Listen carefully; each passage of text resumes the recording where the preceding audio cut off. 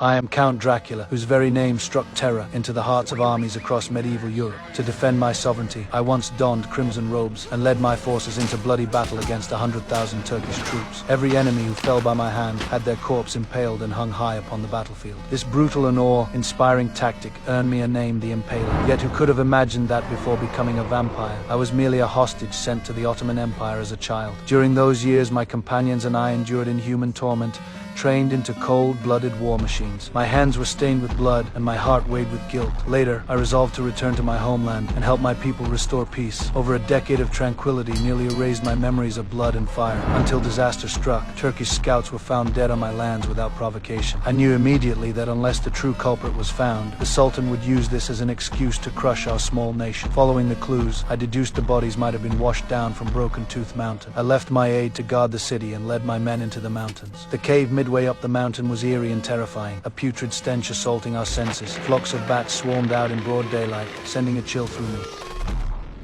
We lit torches and entered the cavern, swords drawn. After just a few steps, we saw shields torn to shreds by claw marks and bones strewn across the floor. I instantly understood. A dreadful monster lurked here. Sure enough, a force emerging from the darkness instantly tore apart my soldiers. Fighting desperately, I was violently thrown several meters back. At the brink of death, I dragged my wounded body back into the sunlight. The creature paused at the cave entrance. Seeing the glint of light reflected on my sword, it hesitated for a moment before slowly retreating back into the darkness. I noticed its blood turning to ash under the sun. The sight sent a chill down my spine back at the castle. I recounted my experience to the priest. He declared this was no coincidence. Ancient Roman esoteric texts foretold one who sought power through a pact with hellish demons would be eternally imprisoned in a dark cavern, freed only by finding a substitute. I knew deep down that the secret hidden within the Broken Teeth Mountains would eventually engulf all of Transylvania. To spare my people from panic, the priest and I agreed to keep this knowledge sealed. Yet fate shows no mercy. The Sultan sent an envoy demanding 1,000 children as hostages, and my own son among them. My queen wept and pleaded, while my dutiful son volunteered to take the burden. Yet when the Turkish envoy sneered before me, mocking my weakness, the rage within me boiled over. I returned my son to the queen, then drew my sword and struck down both the envoy and his escort in a single blow. Blood once more awakened the killing instinct within me. But I knew clearly that, with these bodies fallen, war was now unavoidable. Our forces stood no chance against 100,000 soldiers. With no other path left, I recalled the legend of Toothless Mountain. Perhaps only that cursed dark power could turn the tide. Though the cost would be terrible, for my people, for my family, I resolutely stepped into that cave that devoured the light.